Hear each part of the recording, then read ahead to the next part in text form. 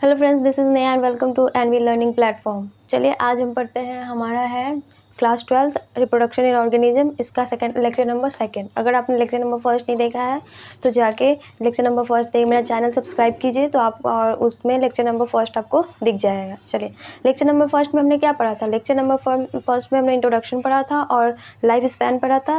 Life span पढ़ने के बाद पढ़ा था हमने रिप्रोडक्शन स्टार्ट करी थी। रिप्रोडक्शन में हमने एसेक्सुअल रिप्रोडक्शन का कुछ पार्ट पढ़ लिया था। अब उसके आगे हमें पढ़ना है, ठीक है। चलिए अब आप हेडिंग ऊपर रखिए, लिखिए एसेक्सुअल रिप्रोडक्शन। उससे पहले मैंने उसमें पढ़ा दिया था, यहाँ पे लिख लो आप एसेक्सुअल रिप्रोडक्शन। चलो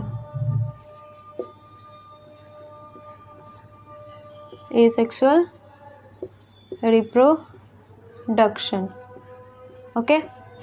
चलिए इसमें है, आपने ड्रोन हनी बी इसका लाइफ साइकिल पढ़ा होगा ना, तो उसी के बारे में पढ़ाना है। चलिए ड्रोन के बारे में पढ़ लेते हैं कुछ।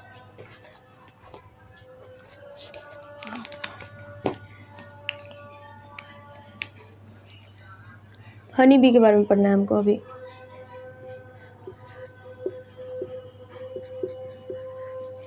हनी बी मधुमक्खी, जिससे हमें हनी मिलता है ना, हाँ उसे मधुमक्खी। चलो ठीक है।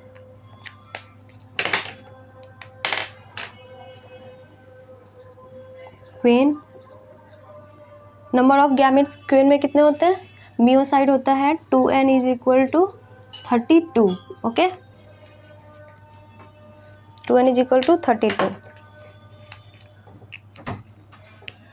क्वीन पढ़ लिया। अब क्वीन के बाद यहाँ पे लिखिए meiocyte 2n is equal to 32। So gametes कितनी हो जाएगी? n इज इक्वल टू हो जाएगी हमारी 16, ठीक है। अब देखो यहाँ पे हमारी ये 20 मियोसिस होती है, ठीक है। मियोसिस होती है। अब मियोसिस से ही हमारा बनता है n मीन्स 32। तो ये हमारा आया एग, ओके। ये पेरेंट थी एग, और यहाँ पे ड्रोन,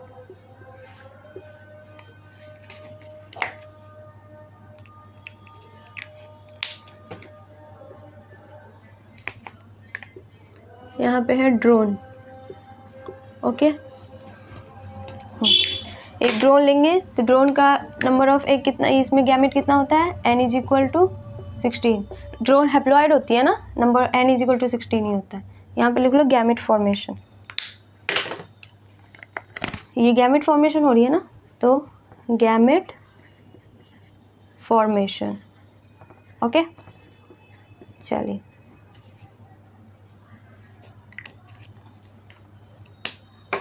ये हमारी एग आ गई। अब ये हमारी आ गई एग, और यहाँ से हमारा ये माइटोसिस होगा। इसमें माइटोसिस होगा तो ये हमारा बना देगा n इज इक्वल टू 16। ये आ गया स्पर्म मीन्स मेल गैमेट, ये फीमेल गैमेट। इससे सिंबल है ना जो हमें फीमेल के डिनोट करता है, ठीक है। ये वाला जो लास्ट में प्लस है ये फीमेल को डिनोट करता है। सो एग है तो ये फीमेल गैमेट, और मेल है ये मेल को डिनोट करता है, ये मेल गैमेट है। अब दोनों के बीच में फर्टिलाइजेशन करवा दो, ठीक है।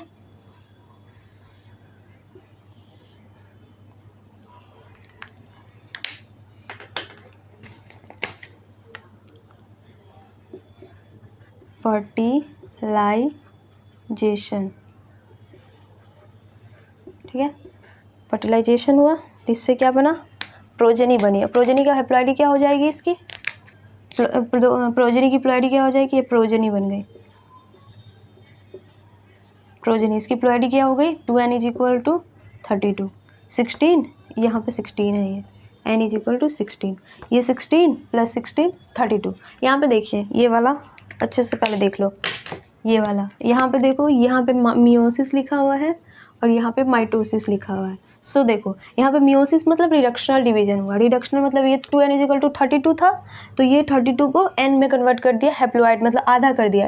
रिडक्शनल डिवीजन मैंने बताया था ना कि उसका जितना पोर्शन रहता है उसको हाफ कर देता है। तो मियोसिस है, मियोसिस रिडक्शनल डिवीजन कराती है, तो ये हाफ कर दिया, n इज इक्वल टू 16 कर दिया। और ये माइटोसिस एज इट इज़ जैसा था इक्वेशनल डिवीज़न है, मीन्स डिवीज़न तो हुई बट जो n=16 था ये n=16 हमारा सेम गैमेट में आ जाएगा, ठीक है। वो माइटोसिस हुई, ठीक है। तो इसको ये सेक्सुअल रिप्रोडक्शन भी हो गया ये एक तरीके से, मतलब ये जो मतलब गैमेट चेंज नहीं हुई ना, इसका कैरेक्टर जो पेरेंट में है ये यहाँ पे ये है मेल पेरेंट, ठीक है। ये लिख लो यहाँ पे, ये फीमेल पेरेंट है और ये मेल पेरेंट है, ये है मेल पेरेंट, ठीक है। ड्रोन यहाँ पे फादर के जैसे काम वर्क कर रहा है, ठीक है। चलिए, ठीक है। तो ये मेल पेरेंट्स हो गया और ये फीमेल पेरेंट हो गई। तो फीमेल पेरेंट में रिडक्शनल डिवीजन होता है और मेल में इक्वेशनल। तो जो ड्रोन में कैरेक्टर होगा सेम उसके गैमेट में कैरेक्टर में वही आ जाएगी, अब वो वाली सेम कैरेक्टर इसके प्रोजेनी में होगी, सेम एज इट इज़ हो जाएगा। और इसकी जो कैरेक्टर्स होगी तो इसमें तो डिफरेंस भी हो सकती है ना, हाफ है तो हाफ, तो ये मतलब इसका हाफ आ जाएगा कैरेक्टर। जो मान लो एक जैसे हमारे में मेल मतलब फीमेल में होता है ना जो ऑटोजोम, ये सेक्स क्रोमोसोम में XX और हम मेल में फीमेल में होता है और मेल में XY। तो एक में तो कोई X जाएगा और एक में एक X जाएगा मेल फीमेल के बारे में, और मेल में क्या होता है कि एक X जाएगा या Y जाएगा, तो उसके अकॉर्डिंग चाइल्ड डिटर्मिनेशन जो होता है उसके अकॉर्डिंग, तो वैसे ही बता रहे हैं। तो इसका है तो इसका हाफ कैरेक्टर जाएगा, बट यहाँ पे आने के बाद इसकी कैरेक्टर डिफरेंट हो जाएगी क्योंकि इसके दोनों के मिलने से जो कैरेक्टर बनेगा वो बनेगा यहाँ पे, है ना। चलिए अब देखो ड्रोन कैसे बनता है। अब यही जो है ये क्वीन से ही ड्रोन बनता है, ठीक है। तो यही है, ये n=16, यही माइटोसिस कर जाएगी। यहाँ पे अब लिख लो माइटोसिस, ये अच्छे से आपको समझ आएगा। माइटोसिस, ये वर्ड मियोसिस माइटोसिस ये वर्ड ना ध्यान रखना। तो हमारा यहाँ पे ड्रोन बन जाता है, ठीक है।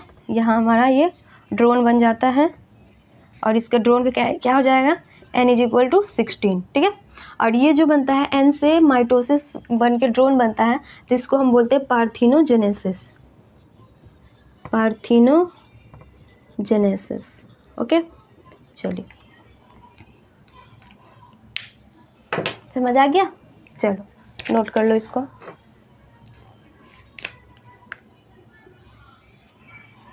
चलिए नोट कर लीजिए।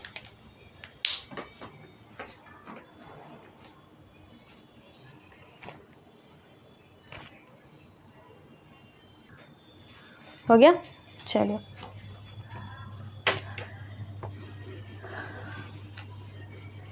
अब एक क्वेश्चन है कि आपने मोनोजाइगोटिक ट्विंस और डाइजाइगोटिक ट्विंस के बारे में पढ़ा होगा। तो एक क्वेश्चन राइज होता है कि क्या मोनोजाइगोटिक ट्विंस जो होते हैं वो क्लोन्स उसे बोल सकते हैं। हाँ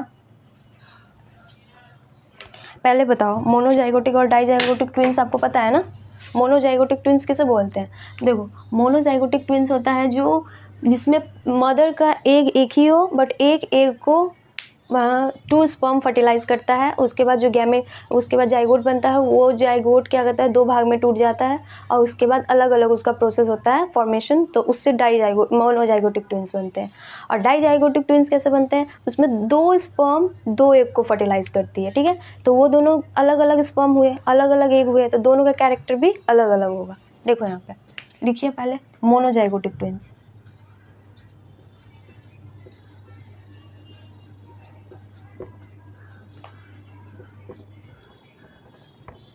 और डाइजाइगोटिक ट्विंस।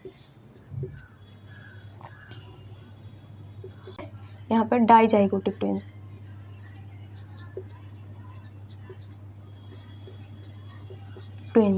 ठीक है। देखो ये दोनों लेती होता किससे, सेक्सुअल रिप्रोडक्शन से। तो ये क्वेश्चन राइज था कि क्या मोनोजाइगोटिक ट्विंस ट्विंस जो है वो क्लोन बनेगी, कभी नहीं बनेगी। क्लोन बनने का कंडीशन क्या था कि उसमें पेरेंट्स एक ही हो और सबसे बड़ी बात है जो कि वो एसेक्सुअल रिप्रोडक्शन करता है, कि एज इट इज़ जो फादर मदर में जो कैरेक्टर है, जो उसका पेरेंट में कैरेक्टर है, वो एज इट इज़ उसके चिल्ड्रन में ऑफस्प्रिंग में कॉपी हो जाए, उसको बोलते हैं। बट देखो मोनोजाइगोटिक ट्विंस है तो उसमें तो कैरेक्टर देखो अभी बता रहे हैं, इस पर आपको अच्छे से समझ आ जाएगा। ये ले लो, यहाँ पे है मेल, ओके, ये हो रही है हमारी फीमेल। मेल का स्पर्म 2, स्पर्म नंबर 1,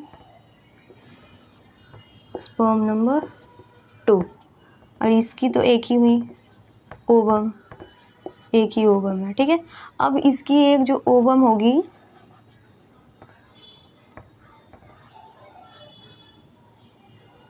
ये इसकी जो एक ओवम होगी ये इस दोनों स्पर्म से फर्टिलाइज करेगा, ठीक है। ये दोनों स्पर्म इसको आके फर्टिलाइज कर देगा, ठीक है। तो यहाँ पे अगर आप फर्टिलाइजेशन देखोगे तो ऐसी होगी, यहाँ पे कुछ ऐसा बनेगा, ठीक है। यहाँ पे कुछ ऐसा बनेगा जो हमारा ये एक फेज बनेगा, वही जो बोलते हैं उसको जाइगोटिक फेज, ठीक है। ये जाइगोटिक फेज बनेगा, ठीक है। यहाँ पे हमारा हो गया। अब ये है जो ये जाइगोट तो बन गया। अब जाइगोट हमारा कहाँ बनता है? फैलोपियन ट्यूब में। और जब ये हमारा जो क्या बोलते हैं उसको यूट्रस में आएगा इम्प्लांटेशन के लिए, तो ये हमारी है ना दो भाग में टूट जाएगी, दो भाग में इसको डिवाइड कर देता है, ये दो भाग में टूट जाएगी ऐसे। फिर ये बन जाएगा यहाँ पे हमारा एक ऐसा और एक ऐसा, ठीक है। तो ये ऑफ स्प्रिंग 1 हो जाएगी, ऑफ स्प्रिंग 2 हो जाएगी, ठीक है। समझ आया? ये 1 नंबर या 2 नंबर हो जाएगा। बट देखो इसमें ओवम का कैरेक्टर जो हमारा है वो तो दोनों में सेम ही होगा। ओवम का कैरेक्टर जो मदर का कैरेक्टर है तो दोनों में सेम ही है ना, एक ही मदर के ओवम से दोनों बना हुआ है। हाँ, और इसमें फादर का दोनों है, डिफरेंट स्पर्म है, तो दोनों का डिफरेंट कैरेक्टर होगा। बट ये ट्विंस है लेकिन क्लोन तो नहीं होंगे ना, क्योंकि मदर का तो सेम है बट फादर का डिफरेंट है। क्लोन का क्या मतलब था कि उसका पूरा का पूरा मोर्फोलॉजिकली और जेनेटिकली दोनों कैरेक्टर सेम होना चाहिए। अब देखो इसका एक मोर्फोलॉजिकली इसके मदर की वजह से तो सेम कैरेक्टर है बट फादर की वजह से डिफरेंट हो गया। मान लो कि फादर का एक है एक्स क्रोमोसोम में एक्स हो गया, एक वाई हो गया, तो ऐसे बन जाएगा। लेकिन इसमें मोनोजाइगोटिक ट्विंस में जो होता है हमेशा सिमिलर कैरेक्टर फॉर्म होते हैं, मतलब जैसे बच्चे लड़का है तो लड़का ही होगा, लड़की होता है लड़की होगा, बिकॉज एक कंडीशन होता है उसके अकॉर्डिंग, ठीक है। लेकिन जेनेटिकली डिफरेंट है, जेनेटिकली दोनों का कंडीशन डिफरेंट होगा, ठीक है। कोई हो सकता है गोरा हो सकता है, कोई ब्राउन हो सकता है, ऐसे फॉर्म हो सकता है। लेकिन क्लोन्स में क्या है, एज इट इज़ फोटोकॉपी हो जाता है। क्लोन मतलब फोटोकॉपी, जैसे फोटोकॉपी करवाते हैं ना, एक पेज ले जाओ उसको मशीन में डालते तो जीरोक्स सेम निकल जाता है, वो फोटोकॉपी होता है क्लोन्स में। बट इसमें फोटोकॉपी नहीं होता है, ठीक है। ये समझ गया। अब डाइजाइगोटिक ट्विंस देखो यहाँ पे है, इसमें मदर का भी 2 एग होगा, फादर का भी 2 एग होगा। मान लो यहाँ पे ये मदर है, ये फादर है, तो ये बन गई एक स्पर्म, दूसरा स्पर्म,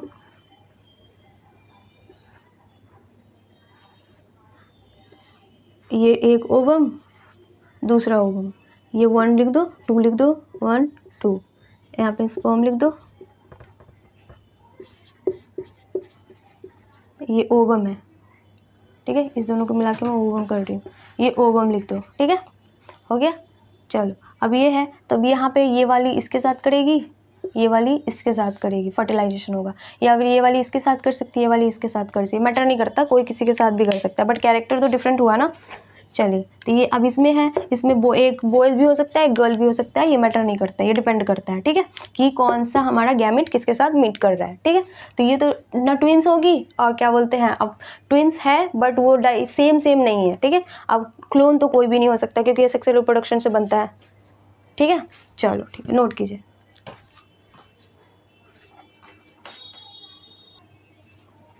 चलिए ठीक है।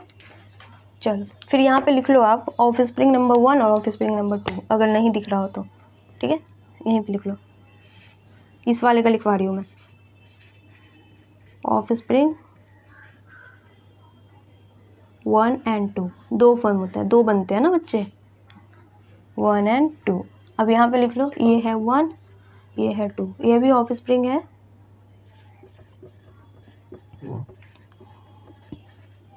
1 और 2, बट डिफरेंट कैरेक्टर, ये टोटली डिफरेंट होगा एक दूसरे से, ठीक है। ये होगा लिटिल सिमिलर, ठीक है, ठीक है। ये लिटिल कुछ सिमिलैरिटी होंगी इसमें, और मतलब मोस्टली सिमिलैरिटी ही होंगी बट कुछ डिफरेंस भी होंगे इसमें, ठीक है। और इसमें टोटली डिफरेंट होगा। चलो ठीक है, चलिए, बट डिफरेंट कैरेक्टर, समझ गए।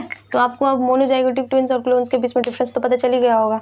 सो उसका आंसर जो मैंने क्वेश्चन पूछा था कि क्या मोनोजाइगोटिक ट्विंस है जो क्लोन होगी, नहीं, कभी नहीं हो सकती है क्लोन, सो उसका आंसर नो लिख लेना। नो रीज़न आपको पता चल ही गया। चलो, सबसे बड़ा रीज़न है कि उसमें सेक्सुअल रिप्रोडक्शन होता है, इसमें सेक्सुअल रिप्रोडक्शन होता है, ठीक है। और उसमें एक गैमेट का फॉर्म, एक ही गैमेट मीट करती है, वो डबल, उसमें सिंगल पेरेंट है, इसमें डबल 2 पेरेंट का इन्वॉल्व है। चलो नोट कर लिए, कर लो नोट आप। चलिए हो गया। चलो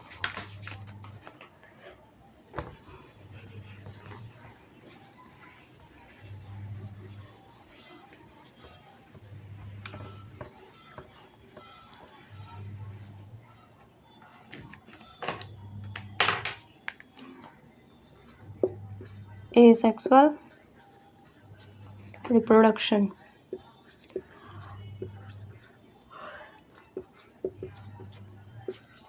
यहाँ पे लिखो सॉरी, यहाँ पे लिखिए यूनिसेलुलर,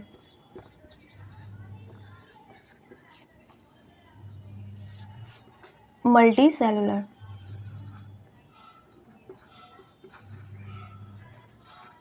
ठीक है। अब देखो यूनिसेलुलर में भी हैं, कितने हैं यूनिसेलुलर में? 2। यूनिसेलुलर ऑर्गेनिज्म में कौन कौन से होते हैं? फर्स्ट इज मोनेरा, इससे मतलब पेन डालने में रखा,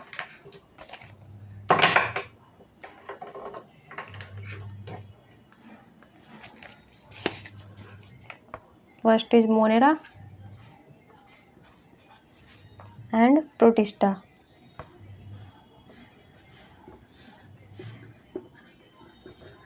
ठीक है, मोनेरा एंड प्रोटिस्टा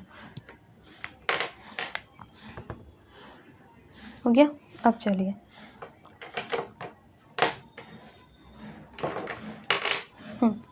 मोनेरा में क्या होता है? फीजन होता है, ठीक है, और एक होता है स्पोर फॉर्मेशन, स्पोर फॉर्मेशन, ठीक है। चलिए अब देखो फीजन कब होता है और स्पोर फॉर्मेशन कब होता है, ये डिपेंडेबल है ना। जब कंडीशन फेवरेबल हो तो फीजन होगी, अनफेवरेबल कंडीशन में स्पोर फॉर्मेशन होता है। कंडीशन फेवरेबल नहीं है तो स्पोर बन जाएगा। स्पोर क्या है, उसके ऊपर से एक सिस्ट के लेयर कवर हो जाता है। देखो फेवरेबल कंडीशन, अनफेवरेबल कंडीशन मैंने पहले बताया हुआ है, अगर आपको नहीं पता तो पहले वाला वीडियो देख सकते हो। चलो मैं बता रही हूँ। फेवरेबल कंडीशन मतलब जो क्लाइमेट इससे रिक्वायरमेंट है, जिस चीज़ की इसको ज़रूरत है, वो वाला कंडीशन आप इसको फुलफिल कर रहा है वो सिचुएशन, तो उस कंडीशन में ये फीजन होकर मतलब ये करेगा, फीजन करेगा। सेक्सुअल रिप्रोडक्शन में फीजन में क्या होगा कि ब्रेक करेगी, जैसे 1 से 2, 2 से 4 ऐसे वाले। और जब कंडीशन फेवरेबल नहीं है फिर भी ये रिप्रोडक्शन तो करेगी ही ना, रिप्रोडक्शन करती है बट ये स्टोर करके रखती है। जैसे कि देखो अनफेवरेबल कंडीशन आ गई तो उसमें फीजन कर लेगी, सॉरी स्पोर फॉर्मेशन कर लेगा, बट स्पोर फॉर्मेशन के बाद ऊपर से ना एक कवर करके रख देता है। जैसे सिस्ट बन जाता है ना ऊपर से सेल्ड वाला लेयर, जैसे कि गोला सा एक बॉल के जैसे बना लेता है, उसके अंदर उसकी सारी की सारी स्पोर्स रहती हैं। और जैसे ही कंडीशन फेवरेबल में आएगा तो वो स्पोर है ना जो बस्ट कर जाएगी। अब बस्ट करने के बाद सारे के सारे अंदर से उसके जो अपने ऑफ स्प्रिंग्स है वो प्रोजेनी बाहर निकल जाते हैं, ठीक है, फेवरेबल कंडीशन में। और जब तक फेवरेबल कंडीशन नहीं आएगा तब तक वो स्पोर अपने आप को कवर करके बंद करके रखेगी, जैसे एकदम बॉल के जैसा नहीं था टाइटली बैंड, वो ऐसा ही, ठीक है। समझ गए ये दोनों कंडीशन। अब देखो प्रोटिस्टा का पढ़ते हैं। इसमें है फीजन होता है, इसमें भी फीजन, ठीक है। पहला में होता है यहाँ पे बाइनरी फीजन, ठीक है।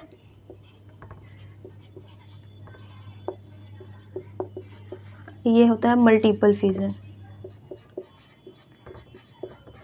ठीक है। बाइनरी फीजन कौन कौन करती है? ये करती है अमीबा, ये तो पढ़ा ही होगा आपने। दूसरा यूग्लिना, तीसरा है, थर्ड इज पैरामेसियम।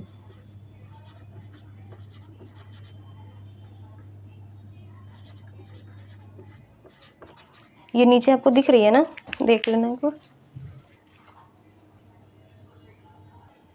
ये नीचे वाली नहीं दिख रही है।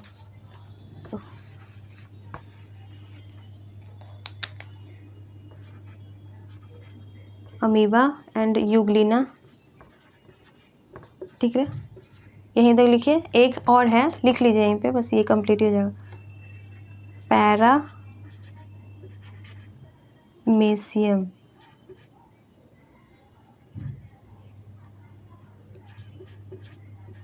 ठीक है, दिख रहा होगा अब ये है मल्टीपल फ्यूजन कौन कौन करता है, Plasmodium, okay, and amoeba. Amoeba हमारा बाइनरी फ्यूजन भी करता है, मल्टीपल फ्यूजन भी करता है, ठीक है। और बाइनरी फ्यूजन मल्टीपल फ्यूजन का मतलब तो पता है ना आपको, कि ये बाइनरी मतलब 1 से 2 बनेगा, 2 से 4, 4 से 8, ऐसे जो है ना ज्योमेट्रिकल फॉर्म में आता है, जैसे बाइनरी फ्यूजन ऐसे एक टेबुलर फॉर्म बना देगा, ठीक है। 1 से 2, एक पेरेंट है, पेरेंट से 2 बना, उसका 2 टूटेगा तो, और फिर 2 करेगा तो फिर इसका 2, फिर इसका 2, फिर इसका 2, फिर इसका 2, ऐसे ऐसे जाता जाएगा।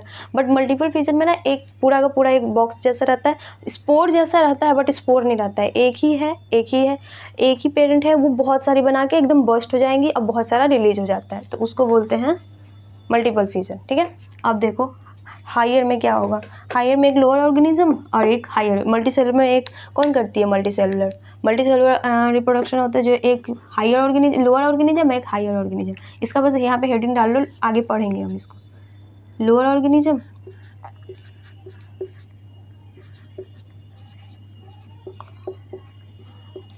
और एक हायर ऑर्गेनिज्म,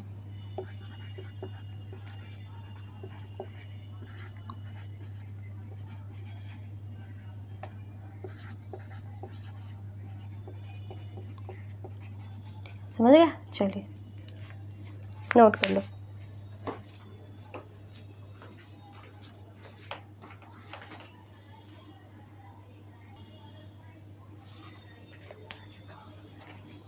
हो गया, ठीक है। अब देखिए यहाँ पे अमीबा बाइनरी फ्यूजन भी करती है और मल्टीपल फ्यूजन भी करती है। अब ये आप याद रखो, बाइनरी फ्यूजन कब करती है, मल्टीपल फ्यूजन कब करती है। सेम इसी के जैसे है, जैसे मोनेरा है जो फ्यूजन करती है फेवरेबल कंडीशन में और स्पोर फॉर्मेशन करती है अनफेवरेबल कंडीशन में, वैसे ही अमीबा है जो क्या बोलते हैं, ये अमीबा है जो बाइनरी फ्यूजन करती है, तो कंडीशन फेवरेबल होता है तब जब कंडीशन, ये वाला जो करती है ना मल्टीपल फ्यूजन, जब अनफेवरेबल कंडीशन होता है, ऐसे स्पोर जैसे बना लेती है और उसके बाद क्या बोलते हैं, जब इस फेवरेबल कंडीशन आता है तो ब्रेक डाउन कर जाती है। बट इसके बारे में, इसमें बहुत सारे ज़्यादा मैक्सिमम नंबर ऑफ ऑफस्प्रिंग होते हैं। अनफेवरेबल कंडीशन, ये इम्पॉर्टेंट है, ये अनफेवरेबल कंडीशन में करती है,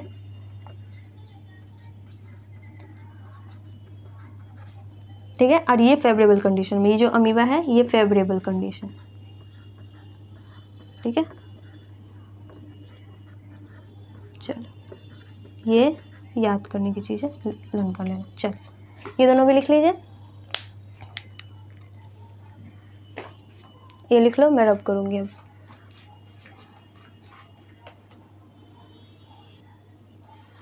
हो गया, चलिए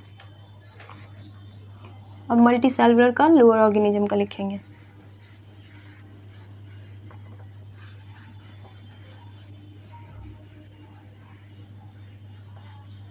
यहाँ पे लिखेंगे, आप अलग से बनाना, यहाँ पे मैं एसेक्सुअल वाला जो मल्टी सेलुलर ऑर्गेनिज्म था ना उसी का लिखना है।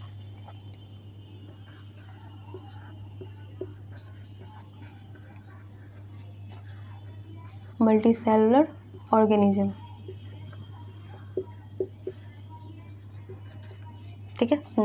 सबसे पहले था लोअर ऑर्गेनिज्म,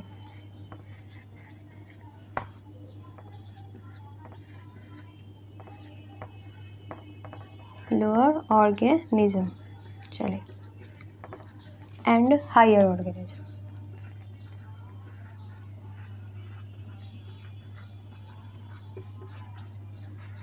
ठीक है।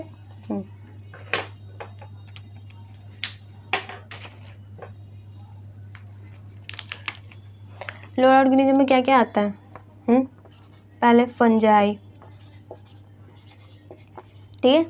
फंजाई है जो एसेक्सुअल प्रोडक्शन किस चीज़ से करती है, कोनिडिया। ये बायोलॉजिकल क्लासिफिकेशन चैप्टर है क्लास 11th का, उसमें दिया हुआ है, ठीक है। कोनिडिया जैसे उसका ये ऊपर से ना उसका जैसे एक ऐसे फुब्बारा जैसे बन जाता है पूरा, उसके अंदर सारे स्पोर्स होते हैं और एक्सोजेनस है, मतलब ये बाहर बनता है, प्लांट है, प्लांट के बाहर एक लेयर बन जाएगी, वैसे एक बलून जैसा बन जाता है। देखो ये जैसे हो गया नहीं, ये मान लो ऐसे प्लांट है, मैं ऐसे ओवरव्यू दे रही हूँ, तो इसके यहाँ पे ऐसे ऐसे बलून जैसे बन जाती है, इसी को हम कोनिडिया बोलते हैं, ठीक है। और इसमें बहुत सारा स्पोर होगा, ठीक है, ये बहुत सारा स्पोर होगा, इसी को कोनिडिया बोलते हैं, ठीक है। चलो पहला है कोनिडिया, और इसी में है फंजाई में ये ईस्ट है, ठीक है। फंजाई यूनिसेलुलर ईस्ट है ना, ईस्ट, बट ईस्ट है जो ये कोनिडिया तो सारे के सारे करते हैं, बट ईस्ट जो होता है, ये यहाँ पे स्टार मार्क कर लो, फंजाई ही है ईस्ट, बट ये क्या करता है, बडिंग करता है, ये रिप्रोडक्शन बडिंग के थ्रू करता है, बर्ड्स बना लेती है अपने बाहर वाली लेयर, ये भी एक्सोजेनस ही होती है, बर्ड बना लेती है। एक्सोजेनस मतलब बाहर, प्लांट के बाहर वाला, ठीक है। एक होता है इंडोजेनस और एक होता है एक्सोजेनस स्पोर, तो ये दोनों एक्सोजेनस स्पोर है, ठीक है, ये भी बाहर बर्ड बना लेती है। अब दूसरा क्या है, ये वन हुआ, ये टू एल्गी, एल्गी का नाम भी तो आपने सुना ही होगा, ठीक है। चलो ये भी इम्पोर्टेंट है, इसको भी स्टार मार्क कर लो, सारे के सारे ही हैं, बट एक जो आपको ना लर्न करने पड़ेंगे। ये एल्गी क्या करती है, जनरली जूस्पोर्स, ठीक है, जूस्पोर्स, हाइड्रा, हाइड्रा भी सुना ही होगा, ये भी बहुत सी बनाती है, ओके। चलो थर्ड, फर्स्ट सेकंड थर्ड, ये ईस्ट है जो बडिंग इसी का है, फंजाई को ईस्ट है, फंजाई में आती है ना यूनिसेलुलर फंजाई, नोट कीजिए, हो गया। चलो इसका एरो करके ये लिख लेना कि ये हमारा कोनिडिया है जो प्लांट बनाया था, ठीक है। रब कर दूँ,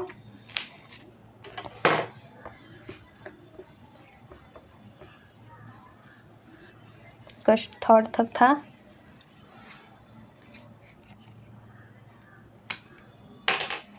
अब लिखिए fourth, spores,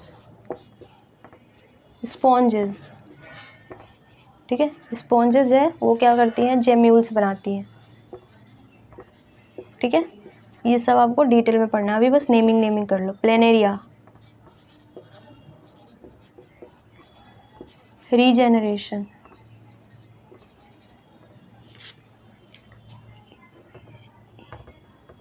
regeneration,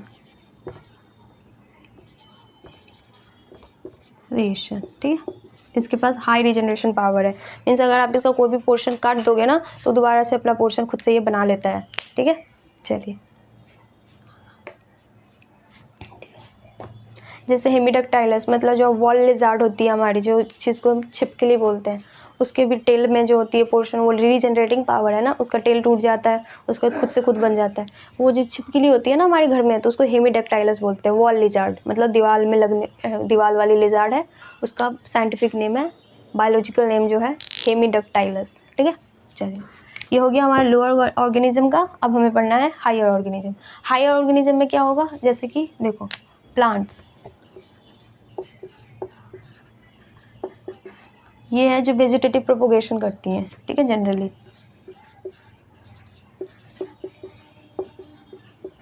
vegetative propagation, ठीक है।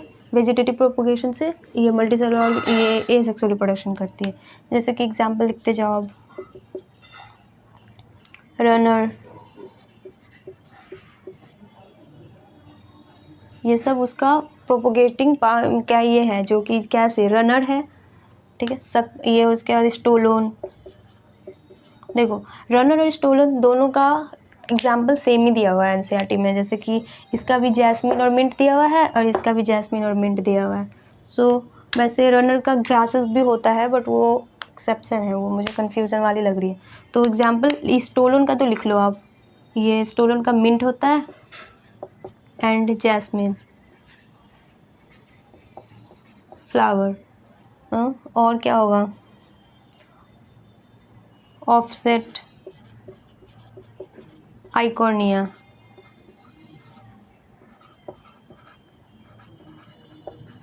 वाटर हाइसेंच, इसको बोलते हैं वाटर हाइसेंच,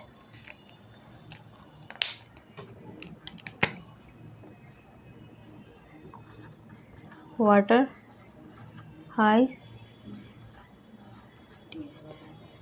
हाइसेंथ, वाटर हाइसेंथ। ठीक है, वाटर हाइसेंथ। इसका पूरा नाम है आइकोनिया क्रैसिपेस, CRA, यहाँ पे हटेगा नहीं, 1 minute.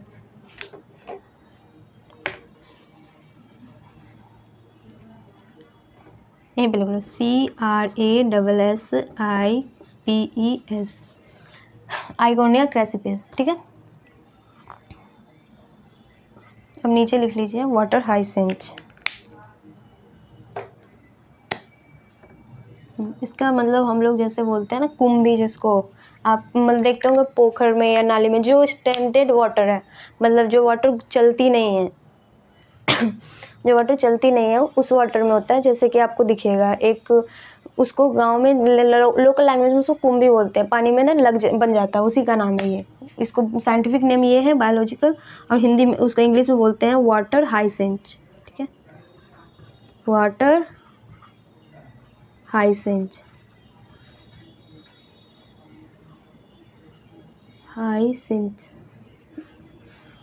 THES, water hyacinth.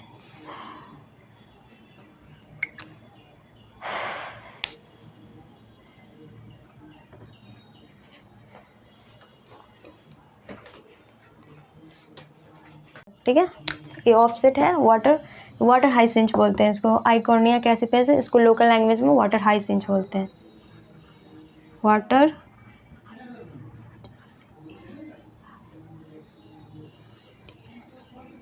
Water hyacinth बोलते हैं। ठीक है, अब इसको आप लोकल लैंग्वेज में ये बोलते हो, कुंभी बोलते हो ना, जो पानी में जो स्टैगनेंट वाटर, जैसे कि पोखर हो गई, जैसे तालाब हो गया, जिसका पानी बहता नहीं है, नदी को छोड़ के, नदी का पानी तो फ्लोटिंग है ना, वो स्टैगनेंट वाटर का मतलब होता है एक जगह पे स्थिर पानी। ठीक है, नदी का पानी तो बहता रहता है, बट वो जो पोखर हो गई, तालाब हो गई, जिसका पानी एक जगह पे इकट्ठा है, वही वहाँ पे ना ऐसे पोखर में ना ये बन जाता है, ये वो निकल जाता है, वो आपको ना पानी के ऊपर ना तैरता रहता है। ठीक है, उसका रूट भी तैरता रहता है, जैसे रूट उसका बेस से, जैसे लीव्स होती है ना, जैसे कि वो जो और सारे प्लांट्स के क्या होते हैं कि बेस से सोइल के साथ अटैच होती है, बट इसके जो होती है ना सोइल से रूट मतलब वाटर के ऊपर फ्लोट करता रहता है। ठीक है, तो इसको फ्लोटिंग बॉडीज भी बोलते हैं। और ये इसका नाम, जैसे आप हिंदी में लोकल लैंग्वेज में गाँव में जाओ तो वहाँ पे इसको कुंभी बोला जाता है, जल कुंभी जिसको बोलते हैं। ठीक है, तो वही है ये वाटर हाइसेंथ।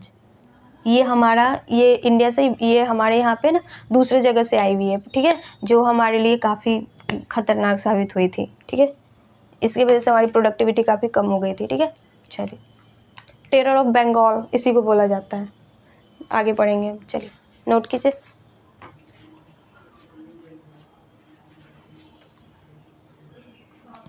हो गया, चलो अब इसके बारे में कुछ लिख लो जो मैंने बोला था, बिकॉज आगे काम आएगा। चलो,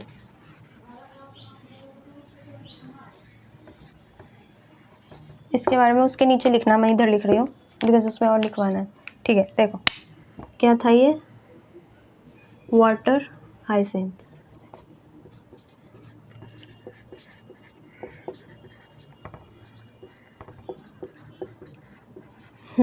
इसको बोलते हैं हम टेरर ऑफ बंगाल। ठीक है, टेरर ऑफ बंगाल, टेरर का मतलब खतरा। ठीक है, ये क्यों बोला जाता है, क्योंकि ये ना मैसिव इंक्रीज, मतलब बहुत ज़्यादा मात्रा में ये स्टैंडिंग वाटर में होता है।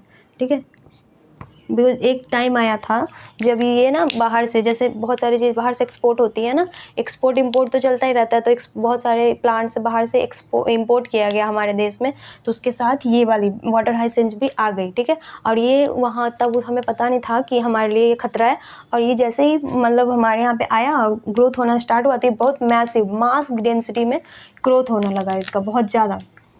ठीक है, ये मैसिव ग्रोथ ऑकर, ठीक है, मैसिव ग्रोथ ऑकर होने लगा इसमें, जिसकी वजह से सारी की सारी हमारी जो ये स्टैंडिंग वाटर में mass growth occur in standing water. ठीक है, स्टैंडिंग वाटर का मतलब समझ गए ना आप, लाइक लिख लो आप अगर आपको कन्फ्यूज़न हो तो।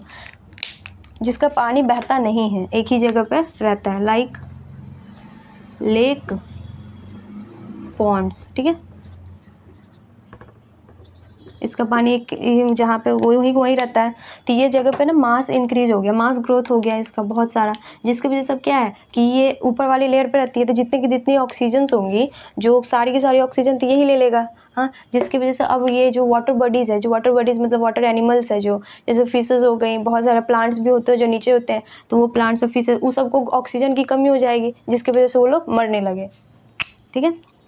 Growth occur in standing water leads to death of water bodies like fishes due to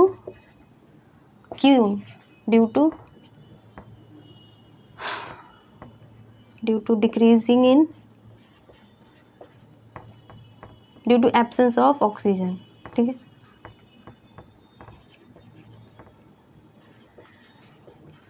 of oxygen की जितनी थी ऑक्सीजन थी, सारा का सारा तो यही ले लिया ना,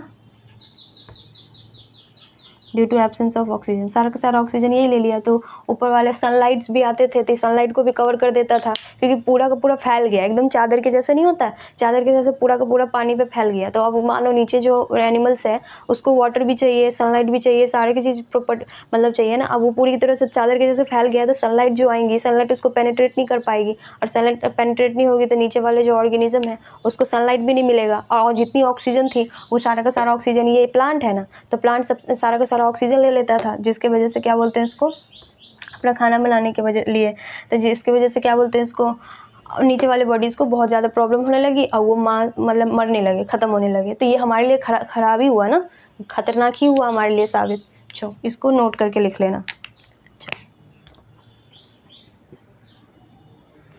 चलिए नोट कीजिए।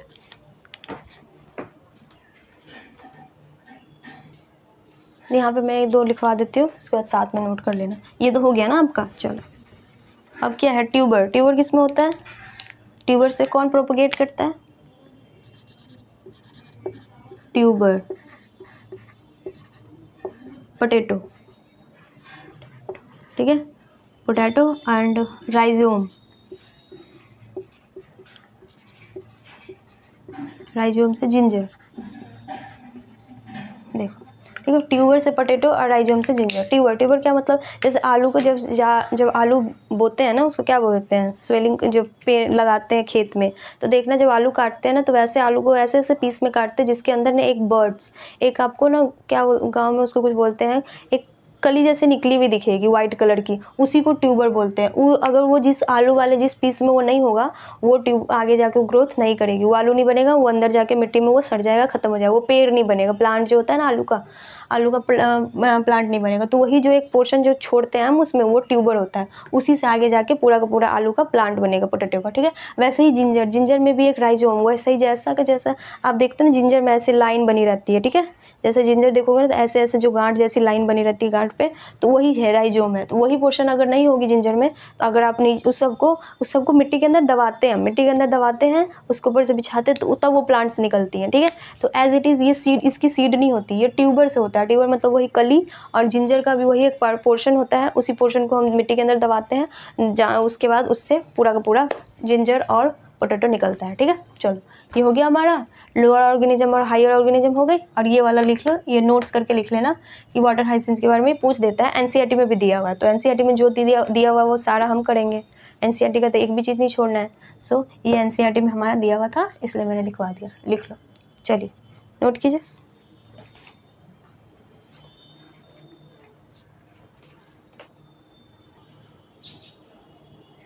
चलो हुआ ये, ठीक है। देखो अगर आप बायो पढ़ते हो तो बायो में हमारी सबसे बड़ी प्रायोरिटी हमारी हमेशा एनसीईआरटी होनी चाहिए। अगर आपने एनसीईआरटी को 2-3 बार से कम पढ़ा है तो दूसरी बुक प्रिफर्ड ही मत करो। बस और बस आप 3-4 बार मिनिमम एनसीईआरटी को ही बार बार पढ़ो, उसमें ही हमें सारा कुछ दिया होता है। सो एनसीईआरटी का एक जो है ना, एक भी टॉपिक नहीं मिस करना, एक पॉइंट भी मत मिस करना। एनसीईआरटी का जो EAMRB है ना, वैसे सारे के सारे, मैं बार बार बोलती हूँ, वो सारे के सारे हमें A to Z पूरे फिंगर टिप पे याद होनी चाहिए, पूरा का पूरा।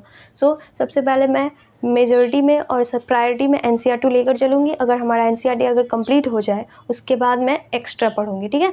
चलो ठीक है, ये नोट हो गया, चलिए ठीक है, अब आगे बढ़ते हैं।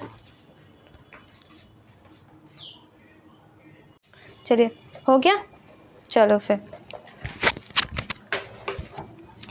ठीक है। तो हमने यहाँ तक मल्टी सेलुलर तक हायर ऑर्गेनिज्म का कर लिया, ठीक है। अब क्वेश्चन कर लेते हैं, चलिए कुछ क्वेश्चन कर लो। चलो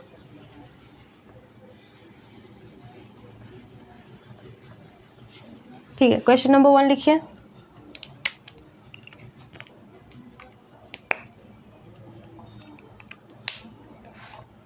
question number 1,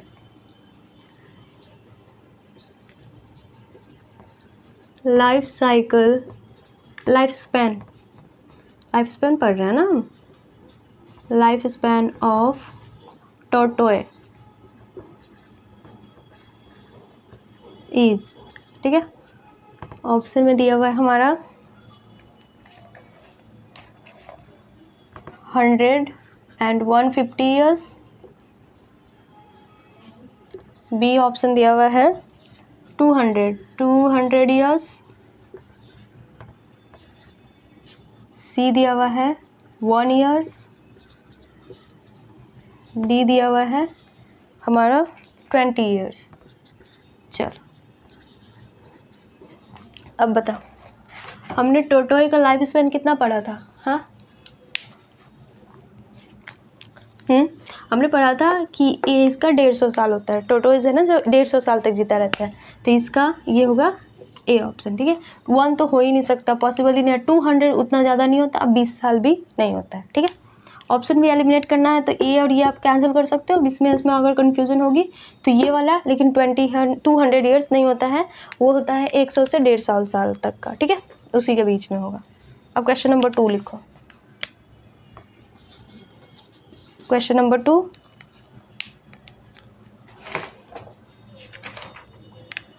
which of the following is not a propagules? Which of the following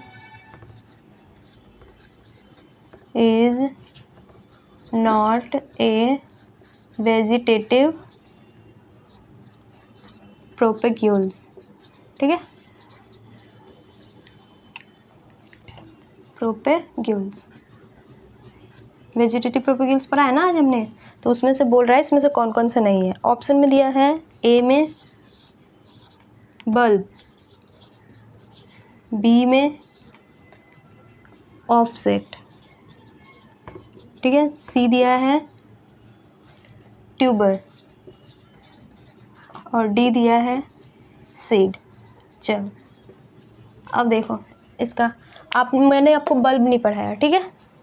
चलो मैंने बल्ब नहीं पढ़ा, बल्ब ऑनियन में होता है, ठीक है। अनियन का जो होता है ना, अनियन जिससे निकलती है वो बल्ब, अनियन है जो बल्ब से क्या वेजिटेटिव प्रोपगेशन करके बनाती है, तो ये है अनियन का। इसका नीचे लिख लेना अनियन, ऑनियन, जिसको ऑनियन बोलते हो ना, ऑनियन, ठीक है। ऑफसेट तो बताया ही था मैंने, वाटर हाइसेंच, आइकॉर्निया, ठीक है। और ये ट्यूबर, पोटैटो, ठीक है। हाँ, सीड क्या है? सीड तो हमारा सेक्सुअल रिप्रोडक्शन का प्रोडक्ट है ना, सेक्सुअल रिप्रोडक्शन से जाइगोट बनता है और जाइगोट से सीड बनती है, तो ये हमारा नहीं होगा। सबसे पहले आप ध्यान से देखना कि आपको निकालने क्या बोल रहा है। आपको निकालने जो सबसे पहली प्रॉब्लम है ये इसमें बोल रहा है नॉट, सो ये ध्यान में देना। सबसे ज़्यादा नॉट वाला क्वेश्चन, इनकरेक्ट वाला क्वेश्चन सबसे ज़्यादा ध्यान देना। और इसके बाद ये पूछ रहा है हमसे वेजिटेटिव प्रोपेग्यूल का पूछ रहा है, ठीक है। चलिए नोट कीजिए, तो सीड है हमारा क्या है, ये प्रोडक्ट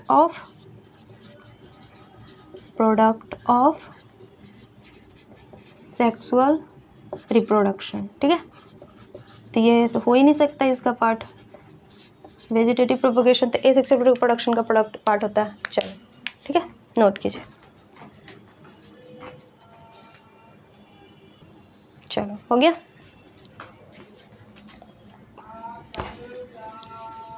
अब question number 3।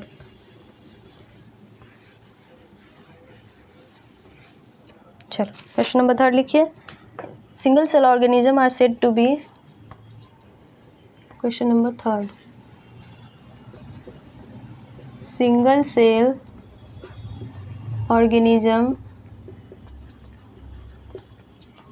organisms are said to be immortal।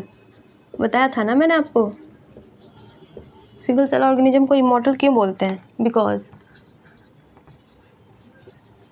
Option A लिखा हुआ है, they can tolerate any degree temperature, they can tolerate any degree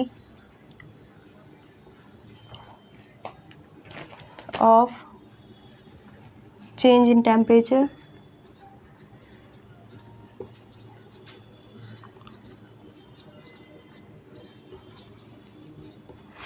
B में दिया हुआ है, they grow indefinitely in size, they grow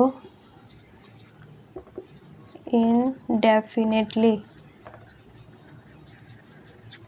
मतलब लगातार ग्रो ही करता जाता है, कभी भी एंड नहीं है इसका साइज। सी में दिया हुआ है, they can be reproducing throughout lifetime, they can be reproducing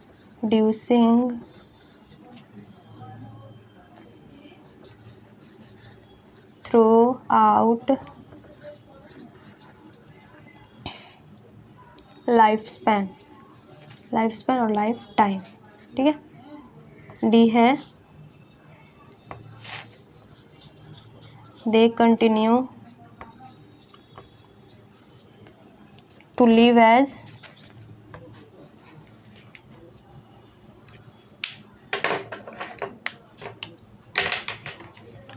they continue to live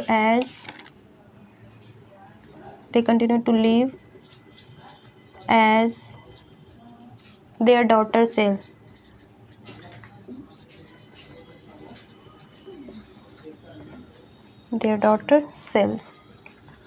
चलो देखिए क्या है, बोल रहा है single cell organism, excuse me, बोल रहा है सिंगल सेल ऑर्गेनिज्म को हम इमॉर्टल क्यों बोलते हैं? इमॉर्टल मतलब कभी मरता नहीं है, ठीक है, अमरणीय, उसको हम क्यों बोलते हैं? हाँ, तो उसका रीज़न आपसे पूछ रहा है कि क्यों, बताइए। तो बोल रहा है ऑप्शन 1 यह हुआ है कि दे can tolerate any degree of change in temperature, मतलब टेम्परेचर चेंज होगा तो उससे उसको कोई फ़र्क नहीं पड़ेगा, तो ये तो कोई बात नहीं हुई। और फिर they grow indefinitely in size, बोल रहा है they grow indefinitely in size मतलब ग्रोथ करता ही जाता है, ग्रोथ कभी एंडिंग नहीं होता है, उसके लिए इमॉर्टल बोलते हैं। ये तो हमारा प्लांट्स भी करता है, प्लांट्स भी तो ग्रो करता है ना कंटिन्यूअसली, वो जब तक जिंदा है तब तक ग्रो करता है, उसका भी कभी ग्रोथ बंद नहीं होती, तो ये भी तो बात नहीं हुई। दोनों के दोनों इससे रिलेटेड कुछ नहीं है, ये वाला भी नहीं है और ये वाला भी नहीं है। और इसके बाद बोल रहा है they can be reproducing through out their life span. अब बोल रहा है कि अपने लाइफ स्पैन में जितना है उसमें रिप्रोड्यूस करता रहता है, नहीं, देखिए रिप्रोड्यूस करता है एक बार, उसके बाद वो ब्रेक हो जाता है दूसरे अपने डॉटर सेल में, उसके बाद वो नहीं रहा, पेरेंट नहीं रहा, वो तो ऑफ स्प्रिंग बन गए, फिर वो ऑफ स्प्रिंग है जो आगे जाके रिप्रोड्यूस करती है, उसकी लाइफ तो वहीं तक ख़त्म हो गई, बट उसका सेल है जो डेड नहीं हुआ। डेड का मतलब हम समझते हैं कि डेड का मतलब क्या हुआ, उसकी पूरी बॉडी एंड हो गई, उसकी बॉडी का अब इस नेचर में कोई भी सर्वाइवल नहीं है, ख़त्म हो गया, जल हो गया, ख़त्म हो गया। बट यहाँ पे है उसी की बॉडी से, मतलब जो छोटे से यूनिसेलुलर ऑर्गेनिज्म है जो उसी के बॉडी से जो बट के मतलब टूट के उसका डॉटर बनता है, तो वो तो पार्ट आगे बढ़ते जा रहा है ना, वो तो धरती से ख़त्म नहीं हुई ना, धरती पे तो है ही, तो वही बोला जा रहा है। अब देखो ये they continue to live as their daughter cell, हाँ यही है। चलो इसका बताया था ना मैंने कि यहाँ पे एक पेरेंट है, ऊपर वाला आप नोट कर लिए, ऊपर वाला लाइन नोट कर लो, मैं इसको बता रही हूँ। आपको बताया था कि मैंने एक यहाँ पे देखो, यहाँ पे बताया था कि ये पेरेंट है, ठीक है, ये पेरेंट है, तो इसी से डिवाइड होके 2 बनेगी, इसका कोई स्ट्रक्चरल फिक्स नहीं होता है, ऐसे बनेगी डॉटर, ये डॉटर सेल हो गई, ये पेरेंट सेल है। अब फिर ये है, ये यहाँ से डिवीजन हुआ, ये पोर्शन डिवाइड हो रहा है, डिवाइड हुआ तो ये बनी। और फिर ये वाला है जो आगे जाके अपना बनाएगा, फिर ये अपना बनाएगा, फिर ऐसे चलता जाएगा, ये इनडेफिनेटली चलता जाएगा, ये इसका एंड नहीं होता है, ठीक है। लेकिन उसको हम ग्रोथ में नहीं कह सकते, क्योंकि ग्रोथ अब इसका ग्रोथ नहीं हो रहा है, ग्रोथ इसके जनरेशन का ग्रोथ हो रहा है। बट उस एक वो पर्टिकुलरली उस ऑर्गेनिज्म का ग्रोथ नहीं हो रहा है ना, उस सेल के ऑर्गेनिज्म का, उसके जनरेशन का साइज बढ़ रहा है, जनरेशन बढ़ रहा है, बट वो तो ख़त्म ही हो गया ना। चलो, बट उसका सेल ख़त्म नहीं हुआ, इसलिए हम उसको इमॉर्टल नहीं कहते हैं। चलिए,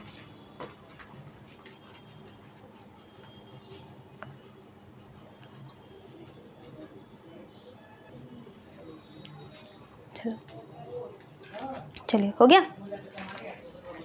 अगर आपको ये वाला समझ नहीं आया तो फर्स्ट वाला लेक्चर जाके देखो, उसको मैंने अच्छे से डिस्क्राइब करके बनाया है, सो आपको पूरी तरह से समझ आ जाएगा एक्सप्लेन करके। रिप्रोडक्शन इन ऑर्गेनिज्म का लेक्चर नंबर 1 देखोगे ना, तो उसमें अच्छे से किया हुआ है, तो आप वो जाके देख लो, फिर आपको ये अच्छे से समझ आ जाएगा, ठीक है, कि हम क्वेश्चन कर रहे हैं तो कैसे। फिर लाइफ स्पेन वाले क्वेश्चन कर रहे हैं, तो वो भी अगर आपको नहीं समझ आ रहा है तो लाइफ स्पेन वाले क्वेश्चन का लेक्चर नंबर 1 है, तो लेक्चर नंबर भी 2 ही है, तो फर्स्ट वाले देख लोगे तो आपका एक चैप्टर एकदम सिक्वेंसली हो जाएगा। काम करो आप पहले कि जाके वो वाला चैप्टर लेक्चर देख लो, फिर साथ साथ ये, तो फिर लाइन से साथ साथ चलता जाएगा, आपका बैकलॉग नहीं होगा, ठीक है। वरना बैकलॉग हो जाता है तो फिर क्वेश्चन सॉल्व नहीं हो पाता है। चलिए,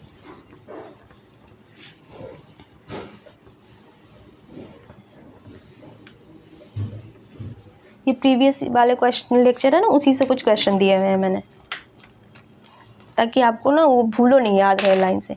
अब लिखिए question number 4, arrange the following shown in, arrange the following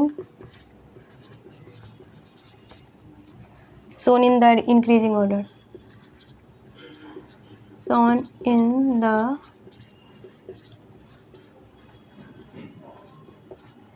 increasing order, ठीक है, of their life span. Life span के अकॉर्डिंग इसको, जिसका लाइफ स्पेन कम होगा ना उसको सबसे आगे रखना है। इंक्रीजिंग और डिक्रीजिंग का मतलब पता है ना आपको, कम से ज़्यादा की तरफ जाएंगे हम। इंक्रीजिंग बोल रहा है तो कम से ज़्यादा की तरफ।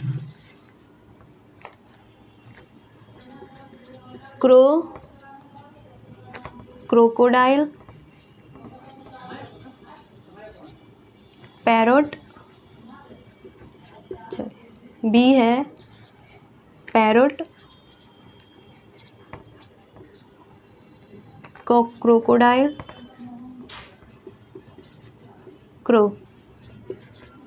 सी है पैरोट, क्रो, क्रोकोडाइल। डी है क्रोकोडाइल, क्रो, पैरोट। अब देखो, चलिए हो गया। चलिए देखिए अब क्या बोल रहा है कि इंक्रीजिंग ऑर्डर मतलब सबसे कम से हम सबसे तरफ ज़्यादा की तरफ जाएंगे। अब सबसे पहले हमें क्या पता करना चाहिए कि आपको लाइफ स्पेन के बारे में पता करने दे रहा है कि लाइफ स्पेन, तो आपको सबसे पहले क्रो की लाइफ स्पेन क्या होती है, क्रोकोडाइल की क्या होती है, पैरोट की, ये मालूम होगी तभी तो आप पता कर पाओगे ना कि कौन सा इसमें से ऑर्डर सही है। ठीक है, देखो क्रो की लाइफ स्पेन कितनी होती है, 15 ईयर्स। ठीक है, क्रोकोडाइल की कितनी होती है, हमारे जैसी होती है 16 ईयर्स। ठीक है, क्रोकोडाइल हो गई, ह्यूमन बींग हो गई, एनिमल मतलब ह्यूमन हो गई, और ये हॉर्स, ये तीनों की ना 16 ईयर्स ही होती है, 60 होती है, 60। और एक जो होता है हाथी, एलिफेंट, उसका होता है 60 से लेके 90 के बीच में। ठीक है, जो सिमिलैरिटी वाली हो मैं बता दे रही थी। पैरोट, अब देखो पैरोट कितना बूढ़ा हो जाता है ना, 140, 140 साल तक जीता है ये। ठीक है, अब आपको पता चल गया, तो आप बताओ इसमें से अरेंजिंग, इस इंक्रीजिंग ऑर्डर कौन सा होगा, बताइए, क्रो का सबसे कम है तो क्रो सबसे पहले, देखो इसमें क्रो सबसे पहले एक भी नहीं है। अब वैसे ही एलिमिनेट कर दोगे, क्रो सबसे छोटा है तो सबसे ज़्यादा क्रो का होना चाहिए। वैसे ही सीधे आप एक वाला देखिए कि 15 ईयर्स, तो ये है जो आपका टाइम बचाएगा। ठीक है, सीधे आपने क्रो देखा कि सबसे कम है तो सीधे 1 ऑप्शन, कोई भी नीचे देखने की जरूरत नहीं है क्योंकि 100% ये सही होगा।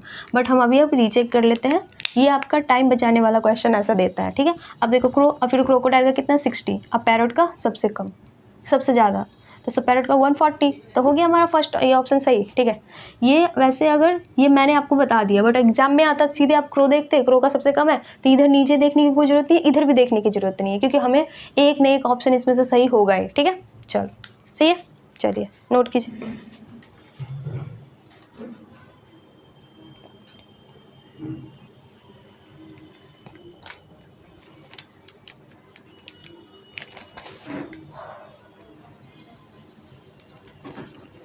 हो गया, चलिए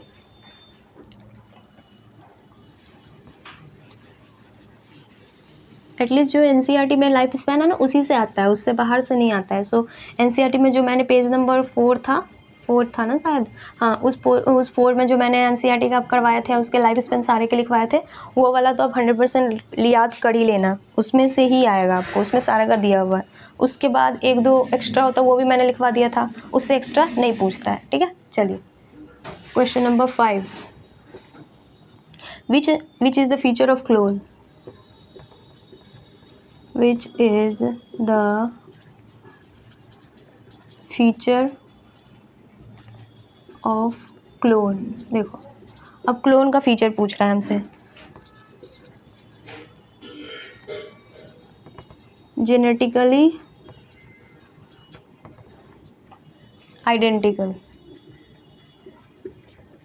ठीक है, बी मॉर्फोलॉजिकली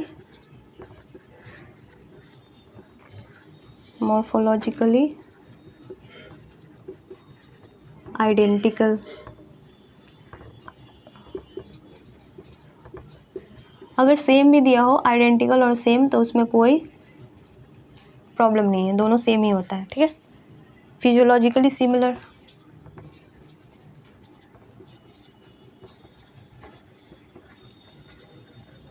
सिमिलर। ठीक, अब डी दिया है बोथ ए एंड बी। चल अब देखो क्लोन, अभी मैंने आज भी बताया क्लोन, और मैंने पहले वाले लेक्चर में भी आपको क्लोन बताया था। क्लोन का मतलब होता है कि वो फोटोकॉपी है, सेम टू सेम। फोटोकॉपी में कुछ चेंजेस दिखते हैं आपको? कुछ भी चेंजेस नहीं दिखते हैं। ठीक है, तो फोटोकॉपी है तो उसका जेनेटिकली मतलब डीएनए और उसका सेम ही होगा। मॉर्फोलॉजिकली बाहर से भी सेम ही दिखेगा, उसमें कोई भी कुछ भी चेंजेस नहीं दिखेंगे, एक पॉइंट के मात्र भी चेंज नहीं दिखेंगी। सो इसका answer A and B both. ठीक है, चलिए अब है एक क्वेश्चन और है, लिख लो एक और, आ जाएगा यहाँ पे क्या। Question number 6, which of the following is not unit of vegetative propagation। ठीक है, option number A runner, B rhizome, C sucker, D zoospores. चलिए देखिए,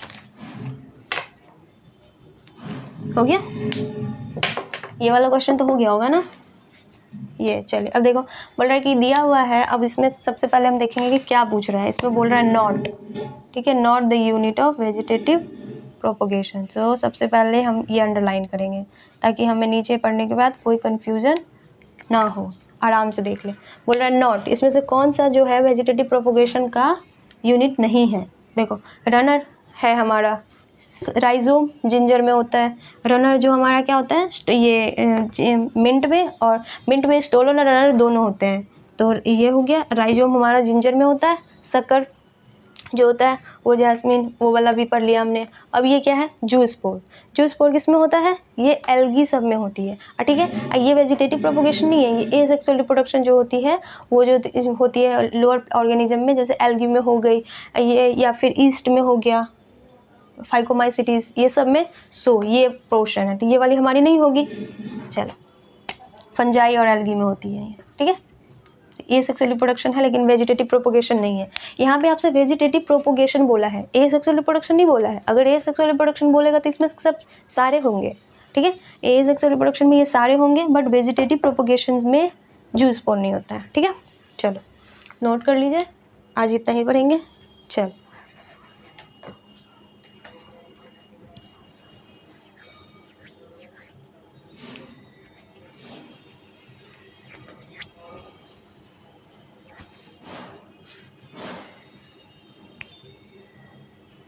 चलिए हो गया, चलो ठीक है, ठीक है। फिर आज के लिए इतना ही, ठीक है। आपको समझ आ गया, यहाँ तक हमने पढ़ लिया। चलिए तो आज हमारा यहाँ तक हो गया। अब हम कल इसका थोड़ा सा और पार्ट बचा हुआ वो करके और फिर ऐसे ही फिर क्वेश्चन करेंगे और फिर ये चैप्टर हो जाएगा, 1-2 दिन में कंप्लीट हो जाएगा ये चैप्टर, ठीक है। तो अगर आपने पिछले वाला लेक्चर नहीं देखा है इसका तो जाके देख लो, बिकॉज एक ही लेक्चर डाला है इससे पहले मैंने, क्योंकि अगर वो वाला नहीं देखोगे तो ऐसे मैं लाइफ स्पैन वाला क्वेश्चन कराऊंगी तो आपसे नहीं हो पाएगा, फिर आपको प्रॉब्लम हो जाएगी। तो छोटा सा लेक्चर है, उसको जाके देख लो, फिर ये देख लो, फिर दोनों, फिर आप फिर इसके साथ अपडेटेड रहोगे। फिर मैं नेक्स्ट लेक्चर डालूंगी तो फिर आपको प्रॉब्लम नहीं होगी। और हाँ, कि मैंने केमिस्ट्री का क्लास 11 का मोल कॉन्सेप्ट पढ़ा रही हूँ, अभी मोल कॉन्सेप्ट ही स्टार्ट किया है, तो उसमें तो ये 9th 10th 11th 12th सबके लिए हेल्पफुल है, तो वो भी जाके आप देख लो। अगर उसमें कुछ क्वेश्चन सॉल्व नहीं हो पाते हैं तो वो जाके देख लेना सारा। और उसके बाद क्लास 11th का डाइजेशन एब्जॉर्प्शन चैप्टर स्टार्ट किया मैंने, उसमें हम लोग एलिमेंट्री कैनाल तक पढ़ चुके हैं। और ग्लैंड में भी हमने क्या पढ़ लिया है, सैलिवरी ग्लैंड पढ़ लिया है और उसके बाद लीवर पढ़ लिया है। अब हमें पैनक्रियाज से मैं स्टार्ट करूँगी, ठीक है। तो if you like my video then like, subscribe and share. चलो बाय। 1 मिनट, ये मैं लिखना भूल गई थी ना, आप लोग वेट कर रहे होगे कि अभी मैम लिखेगी। जो मेरा वीडियो देखते हैं उन्हें पता चल गया होगा।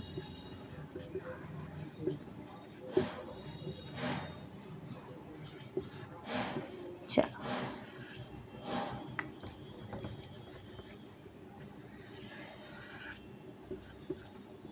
चलो ठीक है,